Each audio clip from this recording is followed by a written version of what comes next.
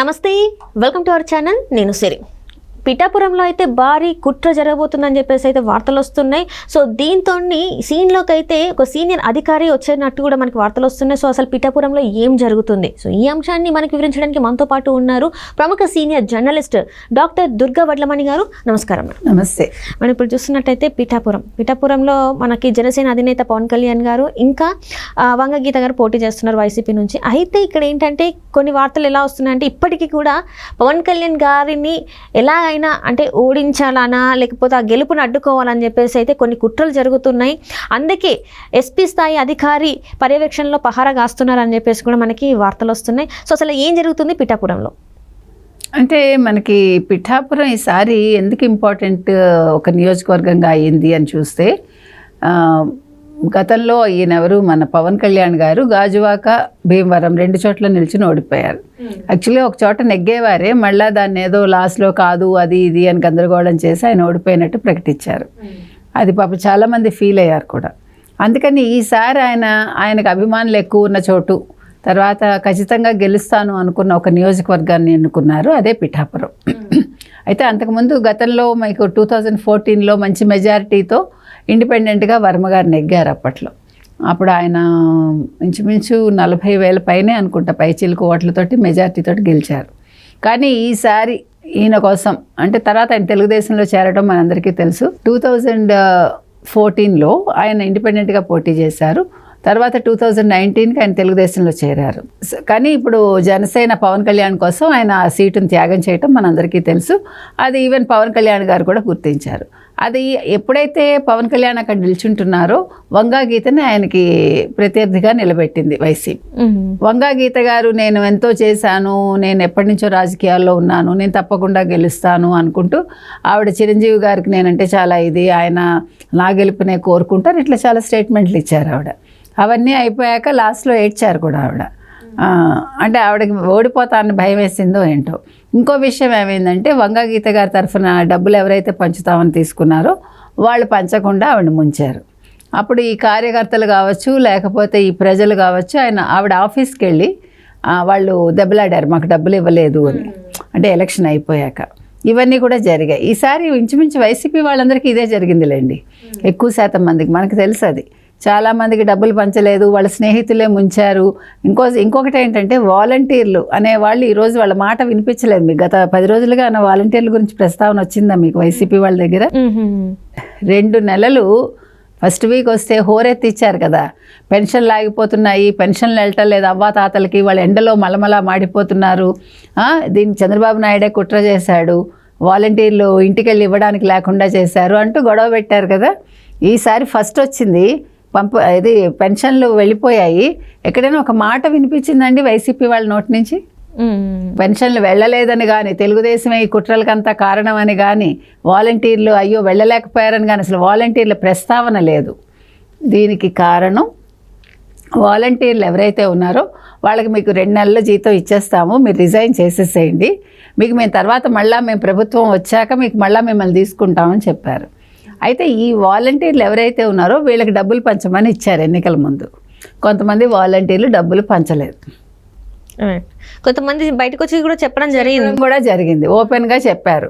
అంటే వాళ్ళందరూ కసిగా ఉన్నారు. ఇప్పుడు వాలంటీర్లందరికీ సీన్ అర్థమైపోయింది. ఈయన చంద్రబాబు గారు వస్తే వాళ్ళకి 10,000 అయిపోతుంది శాలరీ, నెంబర్ 1. ఎందుకంటే 5 ఏళ్ల నుంచి వాళ్ళకి ₹1 పెరగలేదు వాళ్ళ జీతం, 5,000 దగ్గరే ఆగిపోయింది. రెండోది చంద్రబాబు నాయుడు గారు వాళ్ళకి క్లియర్గా చెప్పారు, మీరు చదువుకుని అంటే కొంతమంది చదువుకుని వాళ్ళు ఉంటారు కదా, వాళ్ళకి మెగా డిఎస్సి ఎలాగా ఫస్ట్ సంతకం నేను చేసేది మెగా డిఎస్సి ఫైల్ మీదే. రెండోది మీలో ఎవరికైనా స్కిల్స్ ఉంటే వాళ్ళకి నేను ఎక్కువ శాలరీ వచ్చేలాగా చూస్తాను, మీకు శిక్షణ ఇప్పించి అని చెప్పారు. సో ఇవన్నీ కూడా వాళ్ళకి ఆకర్షణ కలిగించాయి. ఇంకొకటి ఏంటంటే వీళ్ళు ఎంత చేసినా వీళ్ళు ఇంతే కదా, 5,000 మించి ఆయన ఏం పెంచుతానని కూడా హామీ ఇవ్వలే. దానికి వైసీపీ వాళ్ళు ఏమంటారంటే, మేము తెలుగుదేశం చెప్పింది కదా అని మేము వాతలు పెట్టుకోలేదు, మేము ఎంత చేయగలమో అంతే చెప్పాము, చంద్రబాబు నాయుడు గారు చెయ్యలేనివన్నీ కూడా ఆయన ఎలా చేస్తారో మాకు అర్థం కావట్లేదు, చెయ్యలేని హామీలన్నీ ఇచ్చారు అని వీళ్ళు అంటారు. నింద కిందే వాళ్ళు చెప్తున్నారు. ఇప్పుడు ఆయన చేయలేను అనుకుని చెప్పలేదు కదా, ఆయన సంపద సృష్టిస్తానంటున్నాడు, మీరు సంపద సృష్టించలేదు, మీకు చేత కాలేదు, అది మీ కర్మ అది. కాబట్టి ఇప్పుడు ఇక్కడికి వచ్చేసరికి మనకి పిఠాపురం వచ్చేసరికి ఏంటంటే ఇవన్నీ కూడా కారణాలు అయ్యాయి. వంగాగీత రేపొద్దున ఓడిపోతే కనుకైతే ఇవన్నీ కారణాలు అవుతాయి. సో ఇప్పుడు పవన్ కళ్యాణ్ విషయంలో ఎప్పుడైతే పవన్ కళ్యాణ్కి నేను 1,00,000 మెజార్టీ అన్నారో, ఆయన సర్వేలు కూడా 50,000 పైనే వస్తాయని చెప్పారో, ఇప్పుడు ఇది ప్రెస్టీజ్ ఇష్యూగా మారిపోయింది ఎవరికి, వైసీపీకి. దాంతో మీకు రేపు ఏమైనా జరగచ్చు అనే ఒక భయం అందరిలోనూ వచ్చింది. అందుకే జిల్లా ఎస్పీ స్థాయి ఒక వ్యక్తి అక్కడ ఉండి పర్యవేక్షణ చేస్తున్నారు. గూండాలను కూడా దింపారని మనం గతంలో చెప్పుకున్నాం, అసలు ఎన్నికలప్పుడే చాలా గందరగోళం అవుతుందని. రేపు కౌంటింగ్లో వాళ్ళు ఏదైనా అల్లర్లు సృష్టించవచ్చు, గూండాలు కావచ్చు, లేకపోతే ఎవరైనా కూడా, ఈవెన్ వైసీపీకి సంబంధించిన వాళ్ళు కూడా చేయొచ్చు. ఎందుకంటే ఇప్పుడు వాళ్ళు ఓడిపోయే మూడ్లో ఉన్నప్పుడు వాళ్ళు తిరగబడచ్చు. అందుకోసమని ఇప్పుడు ఇది పెట్టారు. ఇంకొకటి ఏంటంటే మనకు గుర్తుంది, గతంలోనే పవన్ కళ్యాణ్ ప్రచారంలోకి వెళ్ళినప్పుడే నన్ను ఎవరో బ్లేడ్లతో కోసినట్టు అనిపించింది, ఆయనకి ఇన్ఫెక్షన్ కూడా వచ్చి చాలా అవస్థపడ్డారు ఆయన. కాబట్టి ఆయన ప్రాణాలకు అయితే ముప్పు ఉందమ్మా రేపు, ఇది అందరూ చెప్పే మాట, మనం కాదు. కాబట్టి రేపు ఎలా జరుగుతుంది అనే దాని మీద అందరి దృష్టి ఉంది. పిఠాపురం హైయెస్ట్ ఓటింగ్ శాతం వచ్చిన జిల్లా ఈరోజు. దానికి కారణాలు మనకు తెలుసు. ఈసారి ఎట్టి పరిస్థితుల్లోనూ జనసేన అధినేతను గెలిపించాలి, తర్వాత భారీ మెజార్టీతో ఆయన గెలిపించాలని ఎక్కడెక్కడి నుంచో వచ్చారు, రాష్ట్రాలు దాటి ఇది సముద్రాలు దాటి కూడా వచ్చి ఓట్లు వేశారు.